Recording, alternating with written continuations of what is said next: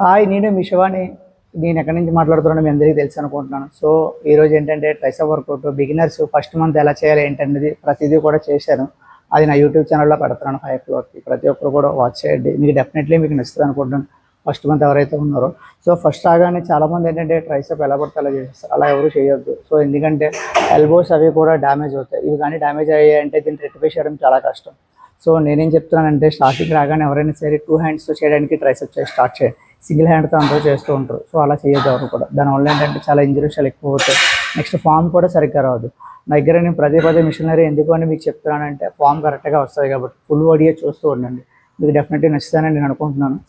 Tricep అనేది ఈరోజు మనం ఎలా చేయాలో 1 by 1 చూద్దాం. జస్ట్ స్టార్టింగ్ డిప్స్ అవి కూడా ప్రాక్టీస్ చేయాలి. దాంతోపాటు మన దగ్గర మిషనరీ కూడా ఉంటుంది. బెంచ్ డిప్స్ చేస్తే ఎగ్జాక్ట్గా ఎల్బో అనేది కూడా మనకు ఫామ్ వస్తుంది. నెక్స్ట్ ఏంటంటే డ్యామేజ్ అవ్వదు. చాలా సింపుల్గా మనం ట్రైన్ చేసుకోవచ్చు.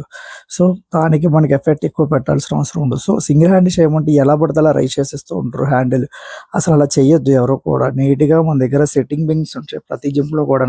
హ్యాపీగా స్టార్టింగ్ ఎప్పుడు ట్రైసెప్ చేయమన్నా కానీ డిప్స్ చేసిన తర్వాత 2 హ్యాండ్స్ పెట్టి హ్యాపీగా నీట్గా ట్రైన్ చేస్తే ఎగ్జాక్ట్గా ఫామ్ వస్తుంది. ఎప్పుడైతే మీకు ఆ ఫామ్ వచ్చింది అని అనిపించిన తర్వాత 3 sets తర్వాత సింగిల్ హ్యాండ్తో నీట్గా ట్రైన్ చేసుకోండి. ఫస్ట్ 2.5తో స్టార్ట్ చేయండి.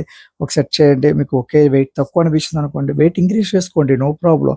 చాలామంది ఏం చేస్తారంటే వెయిట్ తక్కువ వేయరు, ఎక్కువ వేసేస్తుంటారు. దానివల్ల మనకి ఎల్బోస్ అవి కూడా ఇంజర్ అవుతాయి. ఎందుకంటే నాకు కూడా ఎల్బోస్ అలాగే ఇంజర్ అయ్యి తర్వాత మీ ఇష్టం చెప్పడం అయితే చెప్పాను.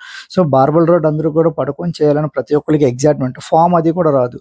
రాడ్ మీకు వచ్చేసరికి 7 or 8 kgs ఉంటుంది. దానికి తోడు వెయిట్స్ కూడా పుట్టప్ చేయాలి.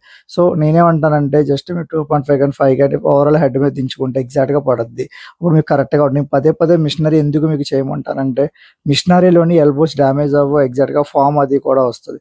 సో మీకు ఎలాంటి వీడియోస్ నచ్చింది అనుకుంటున్నాను. నచ్చితే ఒక ముగ్గురికి షేర్ చేయమని చెప్పండి. ఆ ముగ్గురు ఇంకో ముగ్గురు షేర్ చేయమని చెప్పండి.